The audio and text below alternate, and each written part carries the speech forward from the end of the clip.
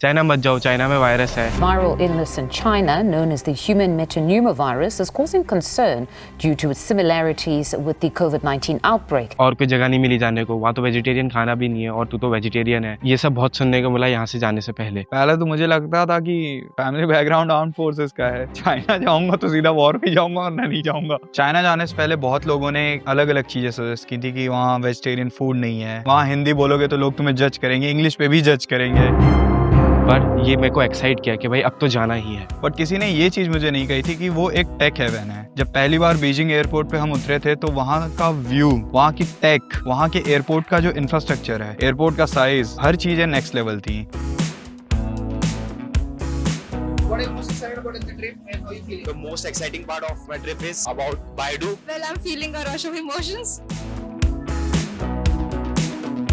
We are ready for an amazing day.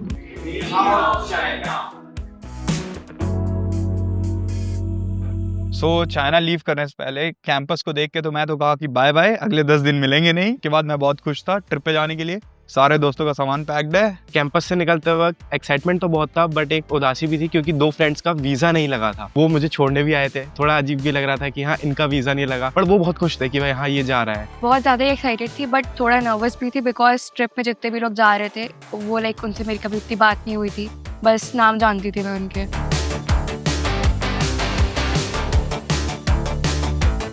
China reach करने के बाद पता चला रियल में वो उतना ही डेवलप्ड है, जितना उससे ज़्यादा डेवलप्ड है जितना हमें रील्स और शॉर्ट्स में दिखता है। पहले तो लगा कि थोड़ा वियर्ड होगा, नए लोगों से मिलेंगे और हमारी भाषा भी नहीं आती, इंग्लिश भी वहाँ पे कम ही बोली जाती है, तो उनको समझ में आएगा हम क्या बोल रहे हैं कि नहीं। हम लाइक इंडियन स्टूडेंट से भी मिले वहाँ पे, तो उनसे बहुत अच्छा इंटरेक्शन हुआ, फ्रेंडशिप भी हुई, गेम खेले बहुत सारे, इसमें रिवॉर्ड्स भी मिले थे, तो overall it was like a good experience. फिर वहाँ एक भैया हमें मिले थे सिंगवा यूनिवर्सिटी से, जो बीजिंग की I think so number 1 universities में से एक है। तो मैंने उनसे एक क्वेश्चन पूछा था कि यार क्या आप इंडिया वापस आओगे ये कोर्स कंप्लीट करने के बाद? तो वो मुझे एक आंसर दिए, क्या तुम चाइना से वापस जाने के बाद कभी चाइना को बोलोगे कि इतने फ्यूचरिस्टिक से तुम पास में ट्रैवल कर रहे हो? तो मुझे अपना आंसर वही मिल गया था। सिंगवा यूनिवर्सिटी के टेक पार्क को जब एक्सपीरियंस कर रहे थे तो एक यूनिवर्सिटी इतना, मतलब वो 4 बिल्डिंग्स का कॉम्प्लेक्स था, एक अराउंड 30-40 फ्लोर्स का, और हर फ्लोर पे एक स्टार्टअप खुल था, और जो कि उसी यूनिवर्सिटी से लिंक था कि वहाँ के स्टूडेंट्स ही उस स्टार्टअप को रन कर रहे हैं। तो ये बहुत इंस्पायरिंग था कि एक यूनिवर्सिटी इतने हाई स्केल पे एक टेक पार्क बिल्ड किया है। सो जो हमारा आइस ब्रेकिंग वगैरह के बाद हम अपने वेलकम डिनर पे गए थे, चाइना में पहली बार डिनर करने। जब हम उस रूम में घुसे थे तो एक राउंड टेबल है, वो घूमे जा रही है, बीच में बड़ा सा वास रखा है।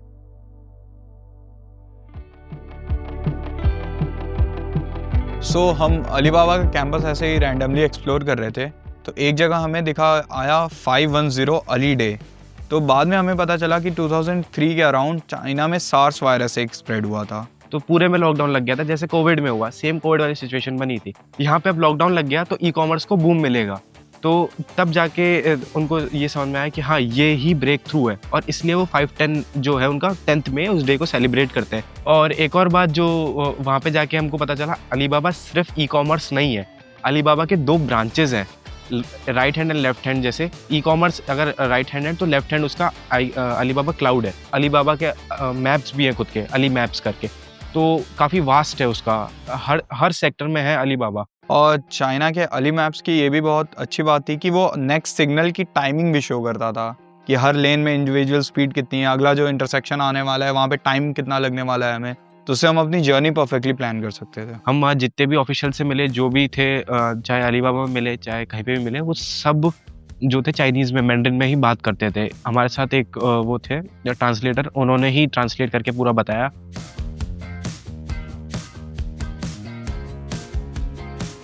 AI फॉर गुड वर्कशॉप जब स्टार्ट हुई थी, उन्होंने हमें आइडिया दिया कि ये वर्कशॉप है किस बारे में। फिर हमने स्टार्ट किया अब ब्रेनस्टॉर्म करना कि अगर हम 10 साल के हैं, उस वक्त AI, ChatGPT, इन सब टाइप के LLM मॉडल्स एग्जिस्ट करते तो हमारी लाइफ कितनी ईजी होती, अभी कैसी लाइफ चल रही है, क्या क्या प्रॉब्लम्स है AI में जो हम रिजॉल्व करना चाहते हैं। और अगर आज से 20 साल बाद एआई अगर कितना डेवलप हो सकता है, हमारी थिंकिंग कैपेबिलिटीज़ को वो इंक्रीज़ करना चाह रहे थे। वर्कशॉप जब अटेंड कर रहे थे, कुछ नई चीज़ें जानने को मिली, कुछ चीज़ें थोड़ी सी पता भी थी, बट उनके बारे में डीप नॉलेज मिला। वहाँ पे एक्टिविटीज़ के थ्रू हमने किया तो काफ़ी एंगेजिंग था। एक ट्री बनाया जो पास्ट, प्रेजेंट, फ्यूचर को शो करता है, जो कि बहुत ज़्यादा एक्साइटिंग था। सिंघवा यूनिवर्सिटी का एक टेक पार्क था, वहाँ पे एक ज़ीफो एआई नाम का स्टार्टअप था। तो एक यूनिवर्सिटी का क्लब से एक मल्टी-बिलियन डॉलर कंपनीज जो एजीआई फील्ड में बहुत अच्छा काम कर रही है, उन्होंने ह्यूमन ब्रेन का काइंड ऑफ रेप्लिका 42% कंप्लीट भी कर लिया है।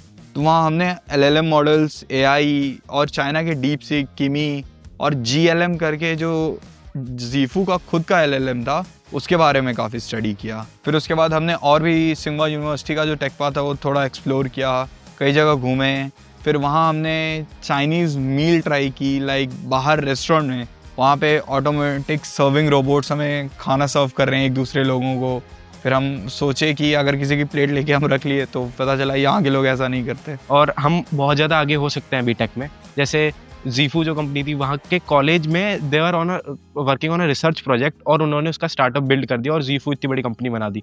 तो वो हमको मोटिवेट करता है कि भाई हाँ, हम भी बहुत कुछ कर सकते हैं और इंडिया में भी बहुत कुछ मिसिंग है, तो उसको हम फिल कर सकते हैं as a young tech students.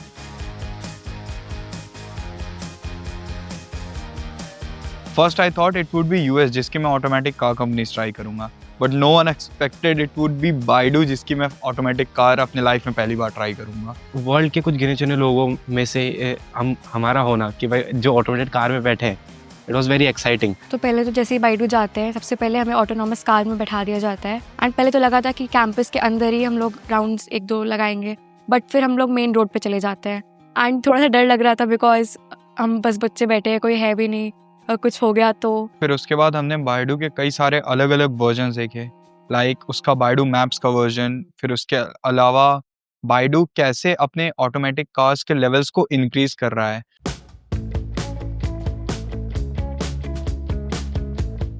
जो ग्रेट वॉल का एक्सपीरियंस था वो बहुत अलग था जो हमने एक्सपेक्ट किया था। चाइना में ग्रेट वॉल पे रेयरली ही स्नो होता है, बट हमने 20 ईयर्स में ऑलमोस्ट ये 3rd टाइम था जो वहाँ स्नो हुआ था। हमने काफ़ी पिक्चर्स वगैरह क्लिक की, ग्रेट वॉल एक्सप्लोर की, और एक और अच्छी बात कि हमने वहाँ होली भी सेलिब्रेट की थी ग्रेट वॉल पे। फिर उसके बाद हम समर पैलेस एक्सप्लोर करने निकले थे, जो चाइना का काइंड ऑफ एक पैलेस भी है, टेम्पल भी है। समर पैलेस में भी हमें स्नोफॉल होने को मिली थी। क्यूनिंग लेक थी समर पैलेस की, वो बहुत मैसिव थी।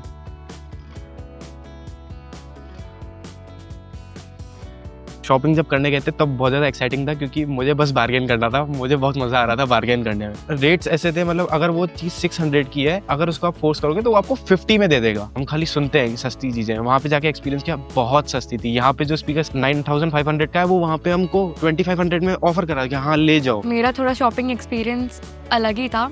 तो बेसिकली मैं वहाँ पे लुट करके आई हूँ। मैंने एक कवर लिया अपने फ़ोन का, जो कि हमारे ग्रुप में एक और गया था बच्चा, उसने 10 युआन में लिया। मैं सेम चीज़ 70 युआन में खरीद करके लाई।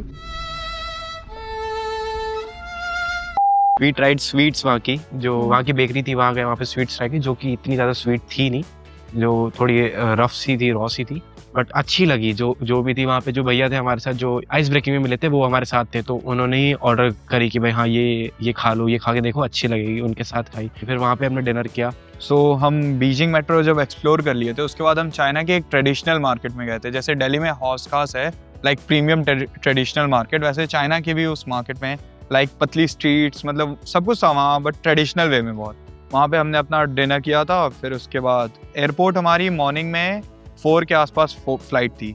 हमें कुछ पता नहीं था, हम तो सोच रहे थे कि अब तो वापस एयरपोर्ट के साइड ही जाना है, बट प्रयोग सर ने हमारे लिए कैरियोके नाइट बुक करके रखी थी। फर्स्ट टाइम कैरियोके एक्सपीरियंस करना, म्यूजिक हो रहा है, गाना किसी को नहीं आता, बस गा सब रहे हैं, अलग अलग टाइप की म्यूजिक, हिंदी, चाइनीज, सब मिक्स करके कुछ गा रहे हैं बस। उस टाइम मन में एक बात थी कि भाई हाँ, कल निकलने वाले हैं यहाँ से, आज और ये लास्ट मोमेंट है, तो वो अजीब सा था। जितनी बट वो जो हैप्पीनेस थी ना, वो इतनी ज़्यादा थी गाना गाने की और मस्ती करने की, कि वो ओवरशैडो कर दी थी उसको।